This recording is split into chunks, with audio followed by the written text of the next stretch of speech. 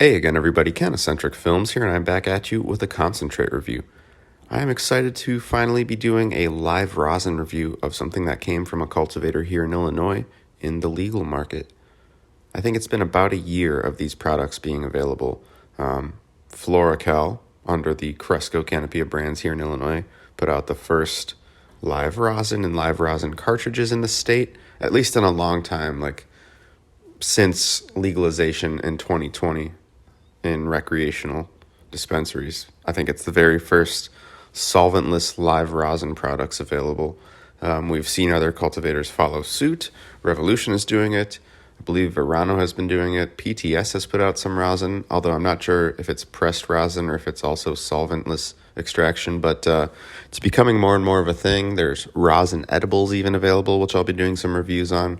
So the market has definitely evolved and started trying to cater, I think, to the more informed connoisseurs that are looking for a higher level of product. Just a little bit about the Floracal live rosins. In vague terms, they claim to be solventless ice water extraction, and they take the trichomes right off the plant, basically, and their goal is to put out the most maximum quality that they can, I guess, with their process. I suppose that would be their reasoning behind the lofty price for these products. I happened to get my hands on this rosin because it was on a 30% off store-wide sale, and I also had a bunch of loyalty points accrued, so I was like, okay, this is the time I try a live rosin from Floracal, because normally they're retailing at 90 pre-tax, which is just ridiculous, especially given the lofty tax on a concentrate. Concentrates will be the types of product that fall into the category of highest tax threshold because of their high THC percentage. So if you're buying this from a recreational dispensary, it's a major expense just to try out a gram of live rosin. With my medical card and the discounts I was able to take advantage of and utilize with loyalty points, this didn't come out to be too expensive for me, so I could finally justify trying it out. In this first instance, I tried out the Vanilla Cake live rosin. Check out my Vanilla Cake review. I did review the Floracal Vanilla Cake flower, the same cultivar that they utilized for this extract, and I would say overall, I got a little bit of a stronger experience with the terp profile in this live rosin than I did from the flower, but it was the same cultivar. You could tell. I remember the distinct aroma. It's got a sweetness to it. It's got an almost Oreo cream type note without the chocolate factor, but just like, the filling in an Oreo. It kind of reminded me of that. And then there's also a little bit of a battery gassiness. Battery meaning like cake batter, not like an electric battery.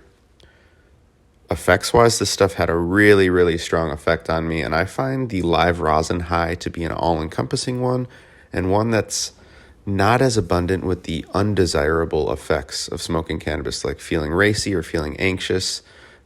This, for me, really evened me out and had me in a good state of like equilibrium overall in terms of how I was feeling.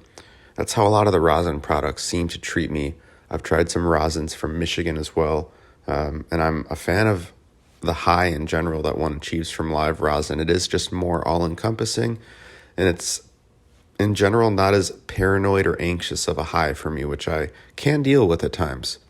With that said, I had a really positive experience with this live rosin from Floracal the first time around.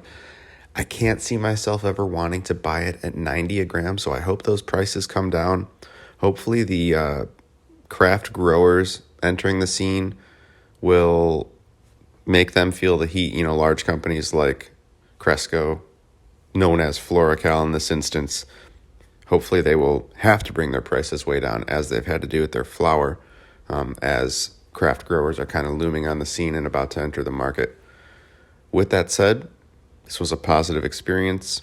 If you have a little extra money to spend and want a high quality product that retains the terpene profile of the cultivar well, I will mention I also tried a friend's Candy Rain live rosin, and it really vibrantly contained that beautiful terpene profile that stuff has.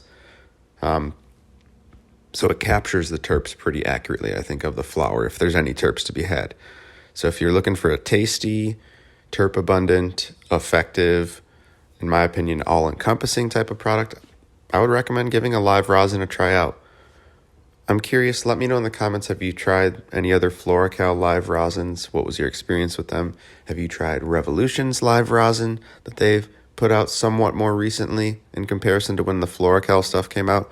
Have you tried it from any other Illinois cultivators or any other cultivators in general? What are your favorite extracts to dab on and whatnot? I'm always curious to hear that stuff. With all that said, that sums up my thoughts on this live rosin. I hope this review helped you make an informed decision. I appreciate you tuning in. And as always, stay safe, and I'll see you on the very next video. Peace.